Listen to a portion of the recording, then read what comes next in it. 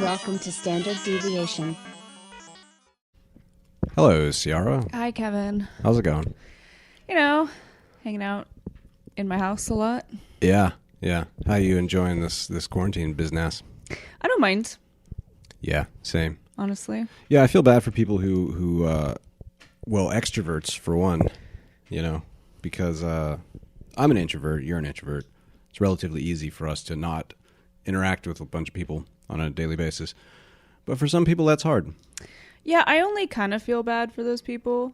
If the worst you're feeling is bored and horny, fucking get over yourself. Yeah, that's fair. I mean, there's medical workers like on the front lines, like going to work every day. There's grocery store workers. Like, there's people that, lost their job and have no idea what the fuck they're going to do.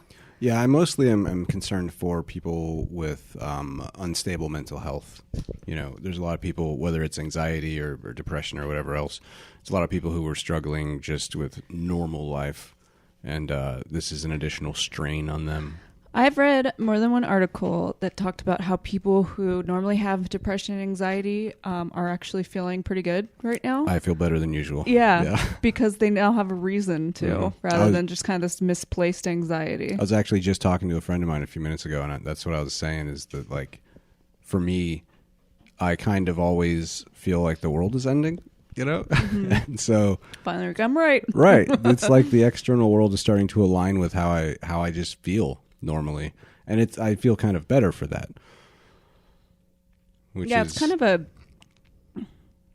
don't know, like I don't really have a lot of anxiety or depression, but I feel okay and a little excited, and I feel bad about saying that because it's like it's so devastating at the same time. But yeah, I mean, I think with the right context, you shouldn't feel bad. It's not, you're not saying that like you're glad a bunch of people are dying and out of work. No, I think it's exciting that as like for the first time as a planet, we all have this one problem that we're focused on, and it's bringing us together in a weird way, even though we're all apart in our homes. But we all have some struggle that we're up against.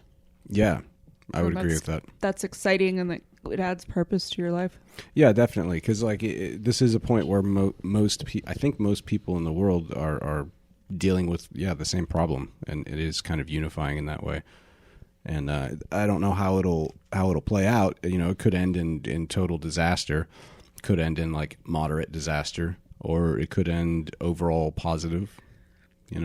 Yeah, there's going to be some kind of a disaster. I mean, there already is. Yeah, it's just, I mean, in like a year, 2 year, 5 years, like what's going to be the state of things? Are we going to be better off or worse off? We're in the middle of a world war. Yeah. Well, that would be worse off. Yeah, that would be worse off. Yeah. And I wonder a lot about. I discovered a field of data science recently, or not really. Anyway, a field of research called cryodynamics, which studies population level changes and patterns in behavior throughout history. And one of the goals of cryodynamics is to enable predictability of major societal events and shifts in things like culture and institutions and stuff. Yeah, so it seems really pertinent right now to pay more attention to that, because it seems like if anybody knows what's going to happen next or what might happen next, it would be people doing cryodynamics research, and historians as well, So did you find anything out? No, I haven't had a chance yet to dig into the details. I'm kind of working on a lot of different arenas of research at the moment, It's a lot of stuff going on. Like, I'm trying to protect my income on the one hand and potentially grow it through new avenues, because my primary income is almost obliterated. And I'm also trying to look at healthcare. I already have some existing health issues I needed looked into, so I'm trying to keep an eye on that and like how far I can put some things off. I'm also looking at how to reinforce a home in case of riots and looters. Hand-to-hand combat is in there somewhere. Community resilience practices, leadership, communication, analog communication, how to communicate with ravens in the event of total collapse. We don't have ravens. We can get some. I mean, we have ravens all around the house. No, they're crows. Whatever. Same guy. No, it's not. Yeah, same thing. We have, this is tangential, but we have a murder of three crows that hang out around here, and I know it's the same one because one of them has one leg. Yeah. His name is Tyrone. That's his name. Yeah, and the other two are Jamal and Lakeisha. Yeah. And yeah, they're pretty cool. I used to leave them peanuts because they really like unsalted peanuts, but then they ate them all. And so now I don't give them anything. I certainly didn't eat a bunch of them. Yeah. I kept telling Kevin it was for the birds. It's for the birds. It's for the birds. But sometimes whenever we give scraps to the chickens, they come around and they'll just like perch up on top of the coop and be like, caw, caw. Very subtle. Yeah. Signaling to the others.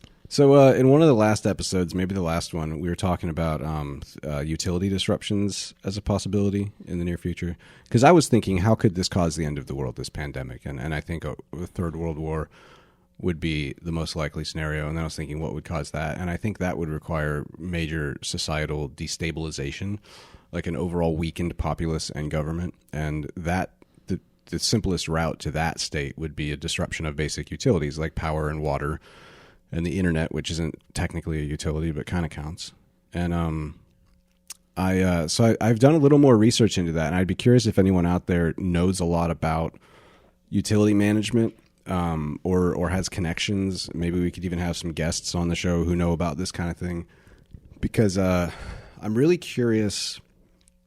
Based on my preliminary research, I'm not super confident in what is coming for the utilities. So a lot of the concerns I've had, unfortunately, I've seen come to fruition as we progress. I mentioned bank runs on, I think, the last podcast, and those started happening within a couple days. I haven't looked much into the water system. I have seen some large outages, but I haven't checked to know how related those are to the virus. But the power grid, it seems like, is really vulnerable, and I think that it's probably a relatively good analog for other systems as well. And I'd like to know what the experts think in terms of our ability to withstand the current situation and any further complications, because it's looking kind of rocky, and I don't see a lot of people talking about it. People talk a lot about the virus itself, which makes sense, but I don't see many people talking about the disruption to the infrastructure. The economy to some extent, but I think people are probably too afraid to say what they're thinking about the economy. Well, I think a lot of people are talking about the economy, and there seems to be this like sort of like push against, like, you know, it seems like for the most part people on the right are like, let's just do the whole herd immunity thing, let's open up the economy, this is ridiculous. And people on the left are like, how dare you, you know, these are people's lives, all you care about is money. And that's like a stupid argument, because it's like closing down the economy is also going to ruin lives. Yes. You know, it's not just like this frivolous, like, I want to be rich. You know, Yeah. It's like, no, people need jobs. Like, that's also, so it's an impossible situation. But I think a lot of people are talking about it. And They are, yeah. But I mean, when I say I don't think they're saying what they're thinking, like when I heard that Trump and Republicans in general were pushing to reopen the economy soon, knowing that we were weeks away from the peak, and at this point we still are probably a week or two away from the peak. What that said to me is I think not more than that. I think it's in May. Oh, really? Yeah. Yeah. So what that said to me was not that they're just so outrageously corrupt and greedy that they're willing to sacrifice lives for the bottom line. What I was thinking when I heard that was that they were thinking along the lines of what I was thinking, which is that the impact on the economy isn't just money, you know, it's exchange. It's the exchange of goods and services. And if that breaks down, there is no guarantee that basic utilities will survive. And if basic utilities don't survive, we could be looking at a combination of martial law and then segregated pockets of complete lawlessness and chaos. I mean, it could very well be a complete breakdown of the fabric of society. And if that happens, we're very vulnerable to attacks from outside countries or internal civil war, or just a lot of people being murdered by each other to get cans of beans. There's a lot to consider when you think about long-term impacts to the economy. So when I saw people pushing to reopen the economy, even in the middle of the spread, that was my concern. It was that the reason they were pushing that, they didn't want to say, but because if they don't, it could mean in a couple of years, America's done. Mm-hmm. Which might sound extreme, but, you know. I don't think it's too crazy. You know, countries fall. Yeah. It happens. Yeah, I was talking to, let's say a friend, and he was like, he listens to our podcast, and I said, yeah, my roommate's very doomsday, but I don't think he's being too paranoid. And he said, no, I don't either. Because you know what? I thought Hillary was going to be our president. And once upon a time, some guy told me he was going to sell water in bottles, and I thought he was nuts, and I could have invested in his company. Yeah. Yeah, it's really hard to predict shit. Like, just looking at the fucking times now, like, what has come to fruition, like, the things that have happened, the crazy shit that's happened. Yeah, sure, why not? Why wouldn't this be the end of the world? Right. And I mean, like, like a few months ago, I would have found it, not terribly unlikely that the end of civilization could occur in my lifetime, without a pandemic. I was thinking, yeah, maybe that could happen. But now it's like, oh, shit. Like this is fairly likely. And I it's a weird spot to be in because I haven't spoken to a lot of people who think the same thing. And I've raised the question to some people, and when I talk with them about it thoroughly, generally the consensus has been, yeah, what you're describing kind of makes sense. That is a possibility. There's been very little reaction other than that. I don't see people overtly concerned with it, and I haven't seen anyone so far other than me sort of surfacing the question. And certainly, I'm sure a lot of that self-consciousness, people don't want to look like crazy people, and they don't want to fearmonger. But I would like to see more people talking about it. Because I know some people are talking about it. Like I said before, the military and intelligence communities, they simulate this kind of shit constantly. It's their business, You would think we would have learned a bit of a lesson just with the beginning of this pandemic in general, in that we should have been unselfconscious about looking crazy, because we should have said, like, hey, this is serious, this is coming. We need to not leave the house. You need to cancel your plans. And the time we should have done that was a time in which people would have been like, you're crazy. Like, this is fine. This is just like SARS. It's going to go away. Exactly. So that's the problem, is that, like, the only time it sounds crazy is the only time you can prevent it from coming true. Yes. And if you sound crazy and people do a bunch of shit frantically to stop it from happening, and then it doesn't happen, you'll never know if you were crazy. And I say fuck it, that's fine. Like, at this point, I am perfectly comfortable making myself look like a total fool, reaching out to random people I don't know and telling them that the world is ending. Yeah. Granted, it's a learning process of refining that message. Sure. But like, I'm just cold emailing random billionaires at this point. Like, listen, you don't know me, I don't know you. Elon. Yeah, I haven't gotten to him yet. But I mean, I gotta say it, Elon, if you're listening, Mr. Musk. Mr. Elon Musk. It's a good start. If that's your real name. But no, I tweeted at Elon Musk, not about this, but there are a couple infrastructure problems that I've been concerned with for a couple of years that I figure somebody like him might be weird enough to try and solve. He didn't respond, but one of them was the cell network is pitiful.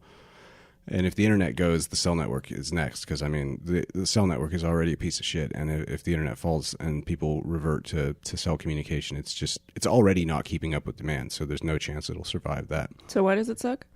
Well, I don't know all the technical details, but I do know that it wasn't designed in a robust way. It wasn't designed to manage the actual traffic it's getting. In some ways, it's like fractional reserve banking, where banks don't have all your money. They invest a lot of it. So if everybody goes and takes their money at once, the bank collapses and people don't get their money. Same thing is going on with the cell network, where it works fine unless everybody wants to use it at the same time. Mm-hmm. But even setting that aside, it's actually not working fine even in normal circumstances. 1 out of every couple hundred text messages fails silently without an error message. So people don't even know their messages aren't going through. Yeah, I remember you telling me that. That kind of blew my mind. That was but 6 also years it made ago. sense. Like, yeah. Because we all have experiences like that where you're like, did you get my text? And it's like, no. Right. You fucking liar. Right. Yeah. And there's always the question of like somebody's lying, because a lot of times people are lying. God, imagine how many relationships have just that's what I've been saying. Yeah. That. Yeah. Like I mean, especially with modern relationships, a lot of the communication happens through text messages. And that's like, bad in and of itself. Exactly. And then if you're like not even getting messages, then, that could definitely have real impacts. But then if you imagine the internet going out and everybody's calling and texting simultaneously, it's not going to work. So there's one issue. We have a bad infrastructure for communication, and then also I proposed a distributed library of Alexandria system because analog communication is going to be key, whether because we lose the internet or the power grid, or there's a solar flare that takes out the power grid, or there's a cyber attack that takes down the internet. There's all kinds of reasons we could lose digital information, and so libraries and bookstores will be key. And I mean, if we had a permanent like power loss or internet loss or something like that, or pseudo-permanent, let's say for decades, it would require printed information to rebuild society. Either that or we have to literally reinvent the wheel. And that's stupid. Considering the rich information age we live in, we need to back that shit up, you know? Yeah. Anyway, yeah, so I don't know how to like cold call randos who already get a lot of cold calls and get their attention, you know? And also, I'm not convinced that I'm right. I mean, maybe I am just overly paranoid, but... Are you really cold calling billionaires? Yeah, billionaires and others. Like who? Let's see. There are not that many billionaires in the world. No, you're right. I might not have. Multimillionaires? No, yeah, probably just multimillionaires. I don't know. Naval Ravikant, I have no idea how much he's worth, but he might be a billionaire. Probably Really? not. Yeah, I don't know. He's rich. Naval, if you're listening, reply to my email, please. Mr. Naval. Mr. Ravikant, if that's your real name. Yeah, I'd be surprised if he was a billionaire because he talks too much about like people who seek out that much wealth and that much money are trapped in a way and that sort of thing. You know? Yeah, you're right. Yeah, he does make that point, which is a point that I very much agree with. And I also heard Felix Dennis years ago in his book How to Get Rich, which is a really good book with a stupid name.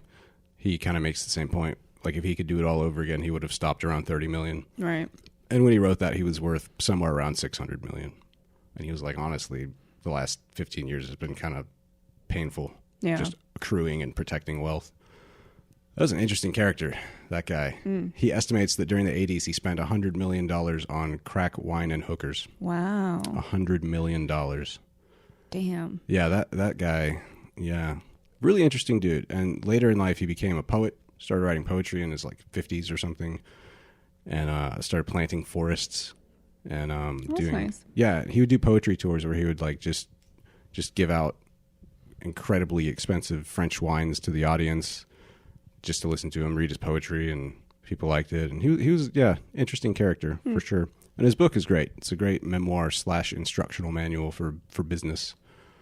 It's got a stupid name, but he did that on purpose. He called it Deliberately Crass. Yeah. But I don't think that came across for a lot of people. They just thought it was hokey sounding. How to Get Rich. Well, you're never going to forget that title. That's true. It's so simple. I'm kind of surprised there wasn't already a book called How to Get Rich. Yeah. Or like 1,000. Anyway, how does one form a network of influential people to prevent the downfall of civilization? I think you have to be an influential person yourself. Well, yeah, it's a fair point. Maybe I'll just develop animal magnetism. What's that? That's like charisma. Oh, I thought you meant like animals just like I can attached to you. Summon them. It's a multi-step process. The cats come over. If I implanted magnets, which some people do, and then also started poisoning the local water supply with heavy metals, then maybe I could develop animal magnetism. Just reach out and gather squirrels to the palms of my hands.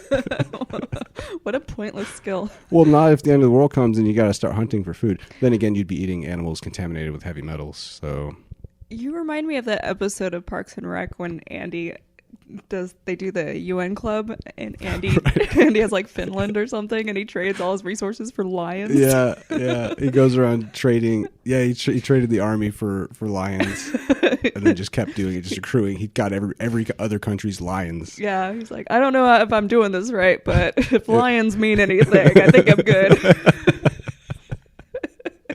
Yeah, we should get some lions. There we go. Now that you mention It'd it. be like Tiger King. Yeah. Speaking of, we just found out a tiger got coronavirus. Yeah, a tiger at the Bronx Zoo, and several others are showing symptoms. So that means probably one of the zookeepers had it. Sure. Or some bird got it and landed on a tiger.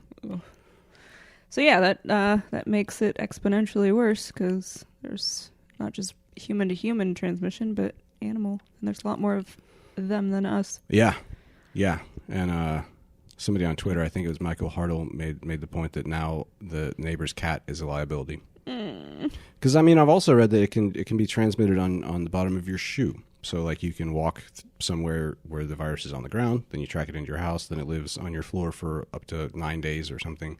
All right, no licking the ground. Yeah, no licking the ground, or if you have pets, really, like, it's a big liability because the pets are on the ground.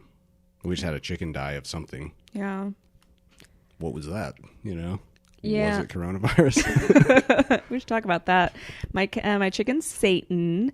One day I looked out the window and she was just like standing there, but in a weird way. So chickens normally, they're on their legs and their tail feathers kind of stick up and they're kind of at the same height as their head. They're kind of like U-shaped.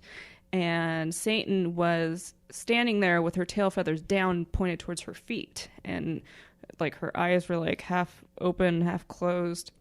It's like, well, that's weird. And so I took a picture and sent it to my mom. And my mom guessed that she was egg bound, meaning she has an egg stuck there that she can't pass. And that's fairly common, especially with the breeds of hens we have, because they're just egg laying machines. They'll lay like every day. So I looked it up. My mom says she normally just calls them that get egg bound. But I looked it up. I was like, oh, let's see if I can save her. And what I saw was it recommended giving the chicken Epsom salt baths and just keeping them separated, that sort of thing. So I started doing that, but that didn't really do anything.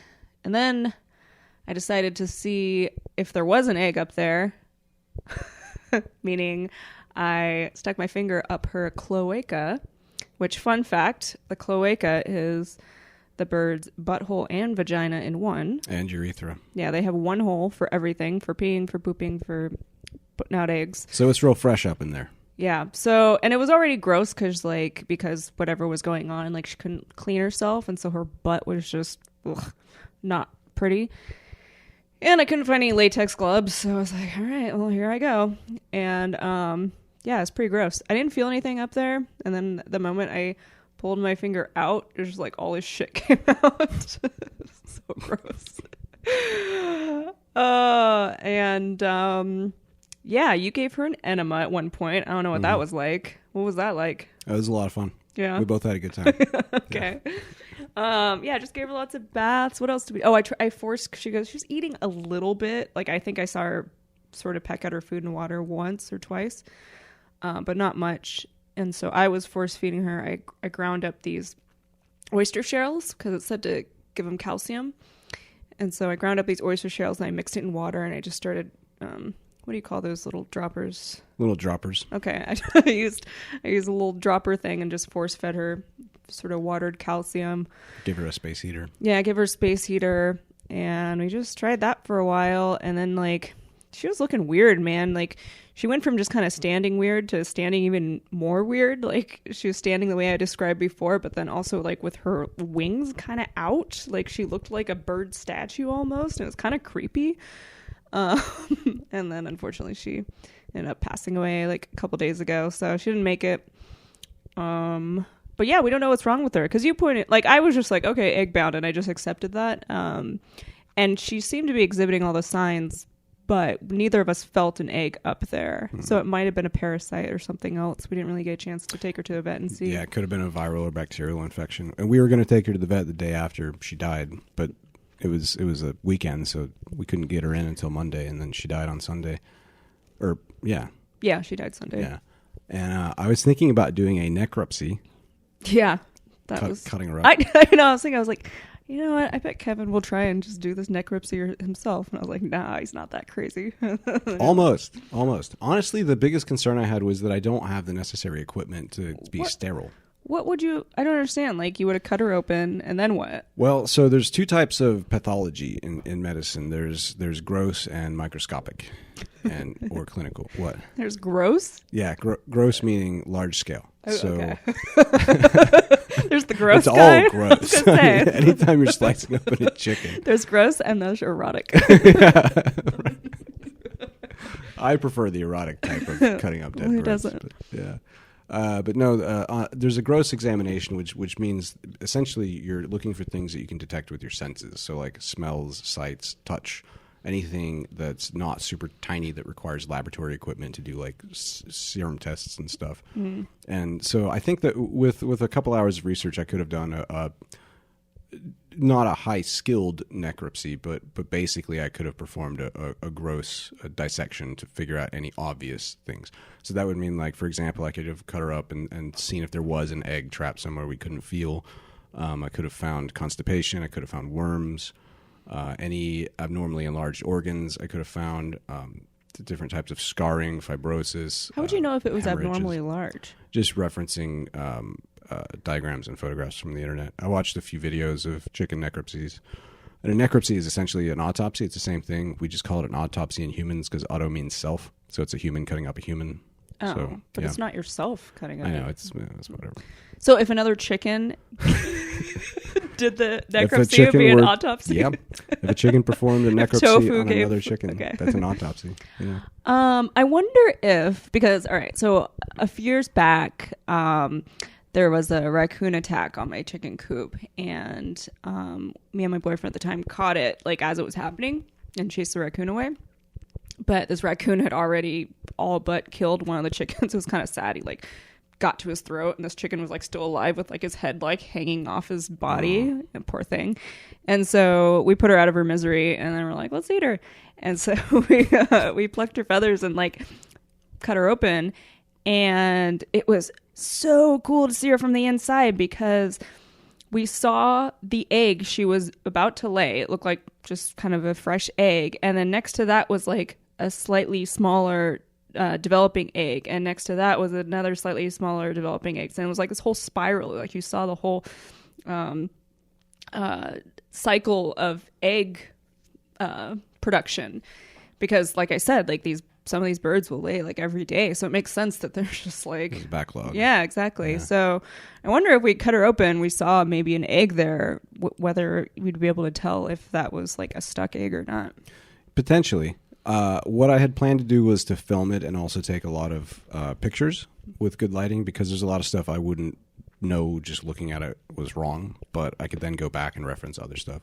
Like looking at watching one of the chicken necropsies I watched, there were a lot of references to normal anatomical structures, and I would not know one from the other in terms of things like size or position. So the egg stuff, like unless it was very obvious. I mean, like sometimes when a chicken is egg bound, the egg, it's sort of like a hemorrhoid in the cloaca, but it's an egg enveloped within it. And those are obvious. Like I saw one video where this egg was like hanging out of the chicken, but encased in flesh. So like, obviously that's egg binding. But internally, it would. I don't know that I would recognize it. I mean, if there was like this spiral you're talking about, and then there was one egg that was like sideways or off to the side, Yeah, then or misshapen. yeah. So there's a lot of stuff you could potentially tell, but Now I'm kind of wishing you did it. yeah. The She's thing still in is, the trash. We can go get it. yeah. Well, there's another issue too, which is that you're supposed to perform necropsies within hours.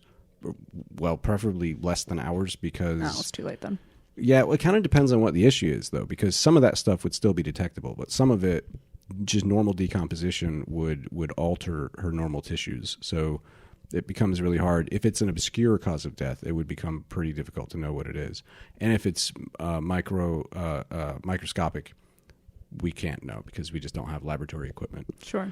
And it's like something like $540 to have a thorough bird necropsy done at the local university. So That wasn't really worth it. yeah, but The other two seem fine so far. yeah, we're just keeping an eye on them to see if it's contagious, because that's the big concern. Yeah. But the main reason I didn't do it is because of protective equipment. So like, you really need like a medical respirator, protective goggles. You need a protective surface, scalpel, all kinds of shit that you'd have to throw away after you use it. And like, we're already pretty low on that kind of gear. Right. We don't have autopsy gear. We have like scissors and like a couple bandanas, you know. but what I was concerned about is that I would cut up this bird and then catch an avian bird flu of some kind, and then just die because I really wanted to know what killed my chicken, and that's not a good way to use one's life. No, no, not at all. Having said that, I probably could have been done, but like even the very first step I kept seeing was to spray down the plumage with disinfectant liquid, which A, disinfects, and B, dampens the feathers so you're less likely to inhale dust or germs from it. And like just seeing that and how important that was, and we don't have liquid disinfectant to spray it down with. Fucking douse it in like Lysol or something, put a bandana over my mouth, put on some sunglasses. Like, that's not a good way to go. Put on your bear jacket. Right, definitely this, for sure. Because the furs will trap all the germs. Yeah, you'll be fine. Yeah. Prevent them from going on my face. Mm-hmm. Just like eyebrows. Just like eyebrows. What are you talking about? Wasn't that the point of eyebrows? It's like supposed to protect your eyes, eyelashes from bird flu. Yeah, I don't know about eyebrows. Why do we have eyebrows? Yeah, that's why. Yeah? Yeah, sure. All right. I'm going to go with yes. Okay. So do you want to talk about some specific risks to the power grid? Yes, let's do it. Okay. And the main reason, I'm actually kind of tired of saying all this, to be honest, but I feel like maybe if somebody out there knows things about this, you can get at us, because I've mostly just been saying it to you and just random people. I call on the phone. I'm like, hey, do you think this is a problem? They're like, I don't fucking know. Yeah. So there's a lot of threats to the power grid, and I'm focusing on the power grid just because it was the one that I looked at the most. Maybe there was more news or research or something, but I think that some of the risks we see with a large system like the power grid would be analogous to other systems as well, like water or internet or whatever. But so basically, there's a lot of stuff to consider with something as complex as the power grid. Some of the stuff that stood out to me in terms of risks are, one is cyber attacks. So the power grid is always under risk of cyber attack, but when there is a disruption, hackers increase their efforts because people are distracted and because security protocols are somewhat lax. A lot of that's because people are working from home on unsecured networks, unsecured devices. There's no physical security protocols at home. People are more prone to phishing and social engineering attacks. So there's a lot of risk of cyber attack, for one. Two, there's a lot of maintenance that's being delayed. Maintenance, upgrades, nuclear refueling and waste disposal, a lot of stuff that's being pushed out that can't be pushed out for very long. And some of that can't be pushed out for long because, like nuclear waste, that I don't know what happens to it, but I know it's not something you just leave piling up, And some of it can't be pushed out for long because the point of it is to prevent breakdowns in the system. Like maintenance and upgrades, they're not really optional. You do them so that shit doesn't break on a large scale. So if you start canceling it, shit's going to break on a large scale. So that's concerning. There's a lot of power grids or companies and organizations are sequestering their employees for a couple weeks at a time on site. So they're like just putting them up with cots and clothes and food and stuff to prevent contamination. A lot of those are being screened. Probably all of them are being screened to some extent, but the screening protocols I've seen are not particularly strong. A lot of it's just like they'll take their temperature, see if they have a fever, they'll ask them if they've been exposed to the coronavirus that they know of, and then they let them in. And that's frightening.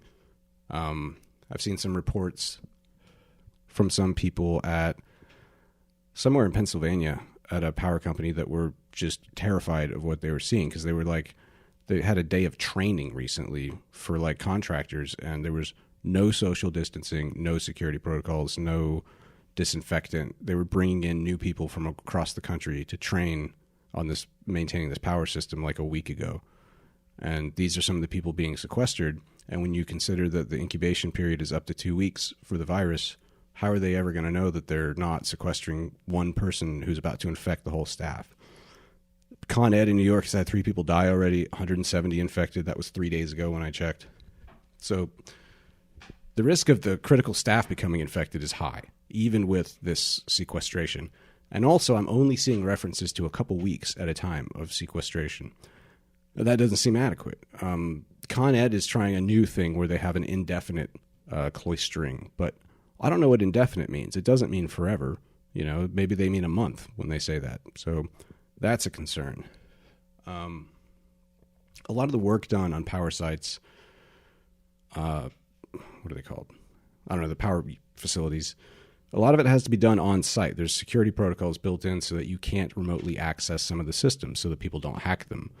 But the problem with that is that not a lot of people know how to do this work on site. And if those people get sick or quarantined or die, who's going to do it? And there's not that many people who can provide backup, particularly considering that this is a national and international problem. So the number of people who can even do this type of manual work is pretty small. Those are all pretty big problems.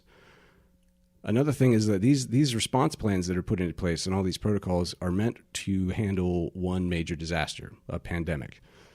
And they're not generally considered robust enough to tolerate 2 or 3. And so, for example, if we had a hurricane come through, I don't know how they're going to tolerate that. If we had an actual cyber attack that was successful, if we had a large portion of the staff die, I mean, it's unlikely that these systems, even if they do survive the initial pandemic, would survive additional disasters. Even at just a second wave of the pandemic, they can't tolerate that. I know. That's the scary thing. It's like we're so vulnerable right now. Yeah. Yeah. And there already have been outages. I haven't had the time to track them on a large scale. And one of the biggest problems I see is that there's not good historical data. Public utilities don't provide good historical outage data. So it's kind of hard to tell if we're seeing an increase in certain red flag markers that we could recognize ahead of time because there's no data. So that's a bit of a mess. You also have the actual demand of electricity. I was concerned at first that locally, like demand on local grids at residential neighborhoods would increase, and that would cause a problem. What I'm actually seeing is that the overall demand is decreasing because businesses and industrial centers take up a large portion of the demand. And I thought that was good at first, but it turns out that's actually bad because there's something called demand destruction, I think, where if demand deteriorates enough, the power grid falters. Probably for a lot of reasons, I don't know, but 2 that I've learned about are, number 1 is that these industrial and business centers often have their own generators that feed back into the system and provide some stability to the overall power grid. So with those offline, you're losing a lot of the stability built into the network. Additionally, from there, a downtick in usage causes problems physically in the grid because voltage starts fluctuating. So if they're putting out a certain amount of power, expecting it to be consumed, and it's not, then that causes some kind of negative feedback. I don't know the technical shit, but that causes outages. In fact, most modern outages are caused by decreases in demand, not increases. So that's a problem. Like I just saw a few days ago, India had a 9-minute window where they all turned off their lights as like a kind of like a reverse vigil sort of for the virus. And the power grid people are like, whoa, don't do that. Right. Because the whole fucking system could collapse. Wait, so explain that. Why would a lack of use destroy it? So I don't know all the details, but what I've read is that, like, if you're putting out a certain amount of power to people, the system isn't built to store that power. It's built to transmit it. Mm-hmm. And then if it's not consumed, the system doesn't have necessarily a robust way of dissipating it or redistributing it. So you end up with these fluctuations in the voltage requirements that could potentially disrupt systems and cause wide-scale outages. So it works on momentum. Sort of, yeah. Everything, that's the problem. Like every system that I'm worried about works on momentum, from banking to power to everything else. And everything's halting. So it just seems like common sense to me that a system built on momentum that's stopped isn't going to pick up again. Speaking of India, did you see the... I shouldn't laugh at this, but it's kind of funny to watch. Do you see the videos of the police just like whacking people? Yeah. Like it looks like they're whacking them with like pool noodles or something. I think they're like actual plastic batons. sticks. But when they hit them, like people are like, but they're not. It doesn't seem like they're really crying out in pain. Yeah. So I get the impression it's not that Probably harsh. leaving welts. Probably. It's to get people to go home, by the way. Yeah, When they find exactly. people out in public, They're like, what are you doing out? I read an article saying that, and this is kind of ironic, locals in India, some locals, not all, are racially discriminating against white people, specifically Australians. Maybe not specifically Australians, but Australians just because Australians travel everywhere. It's one thing you notice if you travel is like Australians, or it's just part of their culture. They always travel. So they see white people as carriers of the virus. Really? Yeah. So like there's been like this uptick in racial discrimination against white people in India. I mean, they're not wrong to some extent. Yeah, like they've been warned of like Australians that are like living there, or, you know, had traveled there for a long period of time. Like they're being warned, like obviously don't go outside at all, but like especially them because they're just gonna like suffer a lot of racial discrimination. Wow. Yeah. And then the police are obviously very corrupt themselves, so they're going to get an even worse punishment probably. I'm just glad, personally, I'm glad that Pat Robertson's finally weighed in and explained the source of the virus, which, as it turns out, is eating pussy. Yeah. Yeah. Yeah, Pat Robertson, the TV evangelist. Is that how you say it? Evangelist? Evangelist, yeah. How is that person real? Like, he's like a relic from the 80s or something. It's like, I can't believe there are still people that think that way. Yeah. But yeah, he said in an interview, and to be fair, I haven't verified this, but I find it not unlikely. But he said that the virus was caused by cunnilingus, essentially. Mm-hmm. Was, as he put it, chemicals in the female private parts are being transmitted, to places they shouldn't be because people are committing oral sex. Right. It's the youngins. The youngins. The youngins. Because they didn't do that back in the day. No, they didn't do it in his day. When he was coming up, there was no cunnilingus. Yeah. I can almost guarantee that he has never gone down on a woman. Never. I would be less surprised if he had gone down on men, frankly. Mm. Oh, yeah, of course. Yeah. It's always the most homophobic people that are the closet cases. Got you figured out, Pat. But no, I mean, we have a lot of reasons to stop listening to certain religious types. I'm certainly not going to paint with a broad brush and say that all religious types are wrong or stupid or harmful, but some of them really are. And if you're out there and you hear Pat Robertson say this kind of thing and you buy into it, just maybe rethink your life. Just think about who you are as a person and who you're putting your coins in with. Well, organized religion in general has been a big issue through all this. It's like people are still gathering. There was that one picture of where was it? Somewhere in the Middle East, and it was just this large gathering of Muslims wanting to come touch this holy wall or something to cure themselves of the virus or to prevent it or something, and it was just such a ironic. Mass group of people. Yeah, and the thing is, like, it's easy in normal scenarios to see some of the harm of religion and deluded thinking in general, and to kind of let it go for the sake of tolerance or openness or whatever.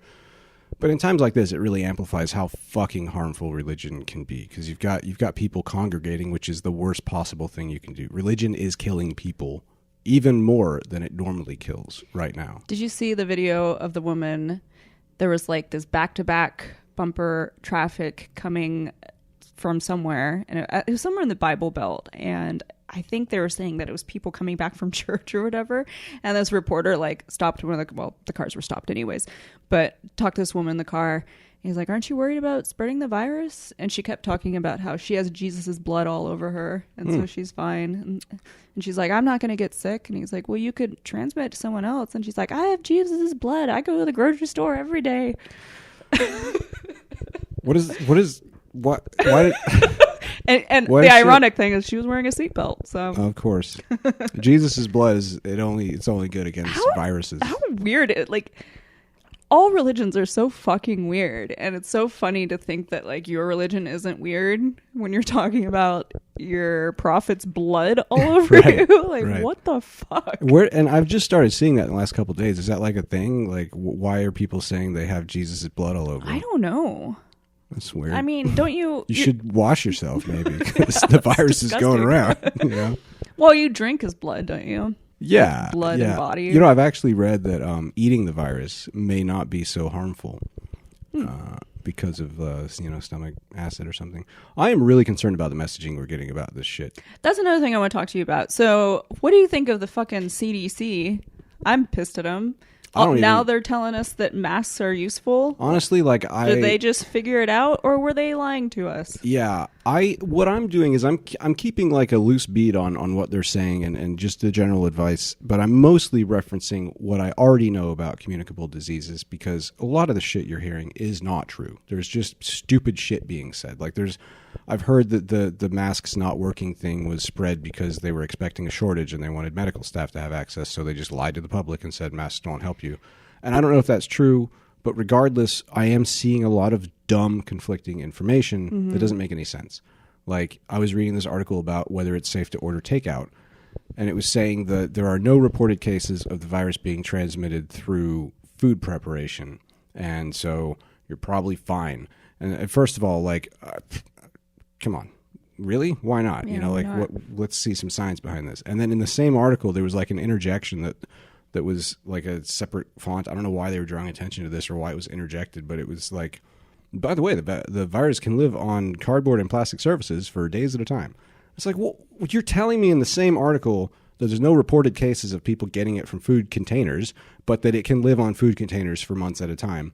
And also make sure you wash your hands and, you know, sterilize your face with alcohol before you look at anybody. And like, it just doesn't make any sense. And also, like, the conflicting information of, hey, stay inside, go to the grocery store as little as possible, but don't hoard anything. Right. Yeah. How...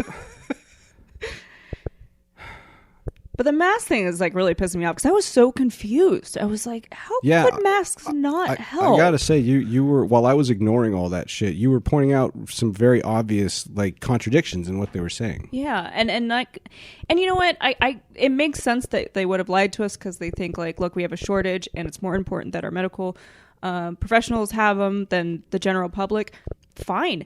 Tell us that. Right. There's a way to communicate that. You can't just lie and expect people to trust you in the future. Yeah. And then this is who we're supposed to be looking to for information. Right. And if they're going to be honest with us, there's a chance that would backfire too. You know, if they were honest, maybe people would just go out and buy more masks. But at the same time, like you're saying, at least then we think they're going to tell us the truth in a month. Yeah. But now I'm not trusting any fucking thing they say. No. It's well, I mean, not anything. I'm sure some of it's true. Like you could die, for example. But other than that, I don't know. What is that noise? No, I think it's me, but But it's gone. the science, the communicability, the just all of it is very, what the fuck? What is that?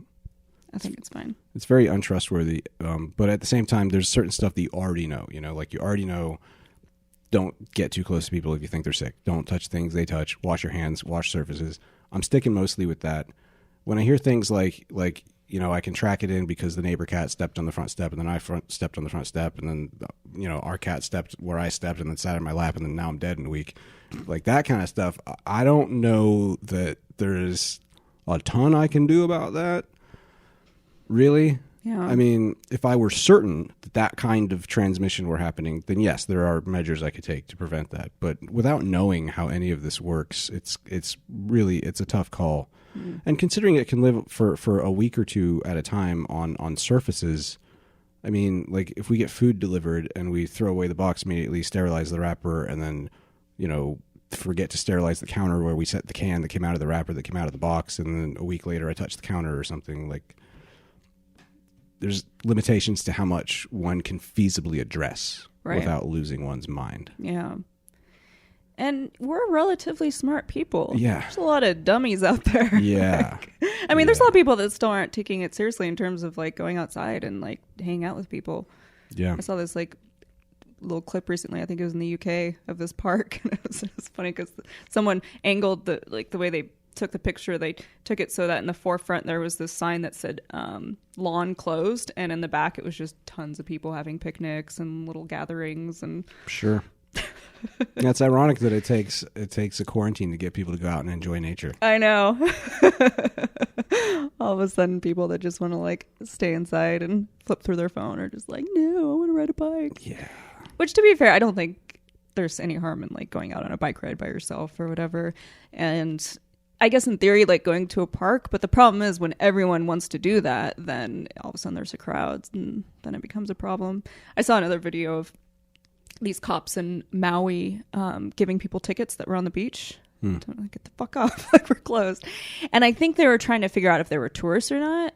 Because if you're like a local and you're like, fuck off, like I'm just like sunbathing by myself, you know, I'm not near anyone, that's not a big deal. But if there's tourists, it's like, why did you get on a plane? What the fuck are you doing? Like, yeah, go back to your home. You're not welcome here. Idiot. Yeah, I heard it like a week or two ago. Florida had started turning away out-of-state visitors on the interstate. Just like, no, go away. And that makes sense, but it's also concerning because I mean, it's projecting into the future. Might be state-bound. States defending their boundaries against other states. That's historically not been a very positive sign. Yeah. Shit. We should get some more guns. Oh, God. All right. Thanks, everyone, for listening.